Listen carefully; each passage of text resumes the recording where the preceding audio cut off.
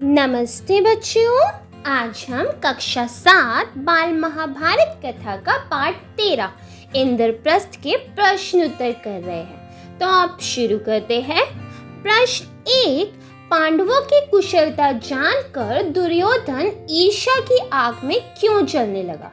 तो इसका उत्तर है, दुर्योधन को जब मालूम हुआ कि पांडवों ने लाख के घर की भीषण आग से किसी तरह बचकर और 1 बरस तक कहीं छिपे रहने के बाद अब पराक्रमी पांचाल राज की कन्या से ब्याह कर लिया है और अब वे पहले से भी अधिक शक्तिशाली बन गए हैं, तो उनके प्रति उसके मन में ईर्ष्या की आग और अधिक प्रबल हो उठी। अब बच्चों, आप सबको पता होगा कि कौरवों ने अर्थात दुर्योधन ने पांडवों को जलाकर मारने की योजना बनाई थी, याद है ना आप सबको। लेकिन पांडव बच जाते हैं। विदुर की योजना से वह वहां से बचकर निकलने में कामयाब हो जाते हैं। लेकिन दुर्योधन और उसके भाइयों को तो लगता है कि पांडव मर चुके हैं, तो वो बहुत खुश थे। लेकिन जब उन्हें अचानक से द्रौपदी के स्वयंवर के टाइम पर पता चलता है कि पांडव जिंदा है और अब तो उनका विवाह भी द्रौपदी से हो चुका है, अर्थात वह पांचाल राज के रिश्तेदार बन चुके हैं, तो ये उसके लिए सहन करना बड़ा मुश्किल हो गया था कि अब वह पहले से बहुत अधिक ताकतवर हो चुके, तो वो उनसे और भी ज्यादा ईर्ष्या करने लग जाता है। ठीक है, अब आता है प्रश्न 2, दुर्योधन ने एकांत में धृतराष्ट्र से क्या कहा? इसका उत्तर है, दुर्योधन ने धृतराष्ट्र से कहा, पिताजी, जल्दी ही हम ऐसा उपाय करें जिससे हम सदा के लिए निश्चित हो जाएं। अर्थात वह कहना चाहता था कि हमें कोई ऐसा उपाय करना चाहिए ताकि पांडवों को खत्म कर दिया जाए, पांडव पूरी तरीके से हमारे रास्ते से हट जाए और हम निश्चित होकर राज कर सके। प्रश्न 3, कर्ण ने दुर्योधन को क्या सलाह दी? अब इसका उत्तर है, कर्ण ने दुर्योधन को पांडवों पर हमला करने की सलाह दी। ये कर्ण ही था जिसने दुर्योधन को पांडवों पर हमला करने की सलाह दी थी। अब आ जाता है प्रश्न 4, कर्ण ने दुर्योधन को पांडवों पर हमला करने की सलाह क्यों दी? अब इसका उत्तर देखिए, 1 साल बाहर रहने और दुनिया देख लेने से पांडवों को काफी अनुभव प्राप्त हो चुका था। साथ ही उनके प्रति दुर्योधन का वैर भाव उनसे छिपा नहीं था, इसलिए छल प्रपंच या आपस में फूट डालकर भी उनको हराना संभव नहीं था।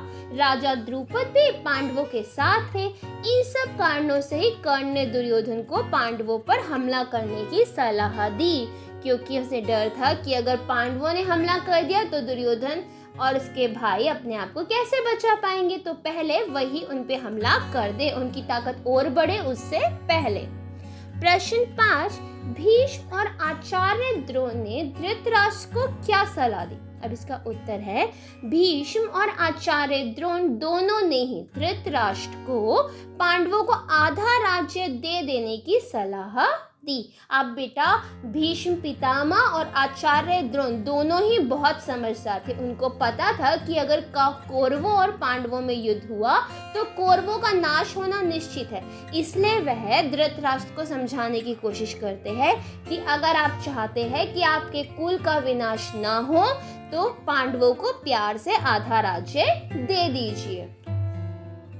प्रश्न 6, कर्ण की बातों से क्रोधित द्रोणाचार्य क्या बोले? अब इसका उत्तर देखिए, कर्ण की बातों से द्रोणाचार्य क्रोधित हो गरज कर बोले, दुष्ट कर्ण, तुम राजा को गलत रास्ता बता रहे हो। यह निश्चित है कि यदि राजा धृतराष्ट्र ने मेरी तथा पितामह भीष्म की सलाह ना मानी और तुम जैसों की सलाह पर चले तो फिर कौरवों का नाश होने वाला है। जब द्रोणाचार्य को पता चलता है कि कर्ण इस प्रकार गलत सलाह दे रहे हैं धृतराष्ट्र को, तो वह उसे धिक्कारते हैं, उसको डांटते हैं। ठीक है, अब आ जाते हैं प्रश्न 7, धृतराष्ट्र ने पांडवों को द्रौपदी तथा कुंती सहित लिवा लाने के लिए किसे और कहां भेजा? अब उत्तर देखिए, धृतराष्ट्र ने पांडवों को द्रौपदी तथा कुंती सहित लिवा लाने के लिए विदुर को पांचाल देश भेजा। प्रश्न 8, खांडव प्रस्थ कैसी नगरी थी? अब इसका उत्तर है खांडवप्रस्थ वह नगरी थी जो पुरु, नहुष एवं ययाति की राजधानी थी। प्रश्नों, बाद में खांडवप्रस्थ का नाम क्या रखा गया?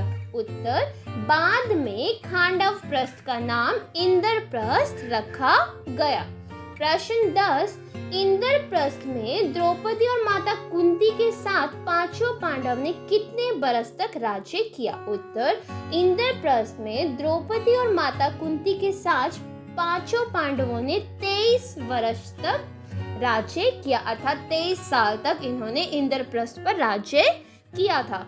उसके बाद क्या हुआ था? युद्ध शुरू हो गया था महाभारत का। प्रश्न 11, राजाभिषेक के उपरांत युधिष्ठिर को आशीर्वाद देते हुए धृतराष्ट्र ने क्या कहा? उत्तर, राजाभिषेक के उपरांत युधिष्ठिर को आशीर्वाद देते हुए धृतराष्ट्र ने कहा कि एक साथ रहने से संभव है कि कौरवों और पांडवों के बीच वैर भाव बढ़े, इसलिए उन्हें खांडवप्रस्थ को अपनी राजधानी बना लेनी चाहिए, जो पुरु, नहुष एवं ययाति की राजधानी थी, और इसे फिर से बसाने का यश और श्रेय पांडवों को ही प्राप्त होगा। तो बच्चों, ये थे हमारे प्रश्न उत्तर। उम्मीद है आप सबको समझ आए होंगे। फिर भी कोई डाउट हो आप कमेंट बॉक्स में पूछ सकते हैं। अगर वीडियो पसंद आई हो तो लाइक करना और चैनल को सब्सक्राइब करना मत भूलना। धन्यवाद।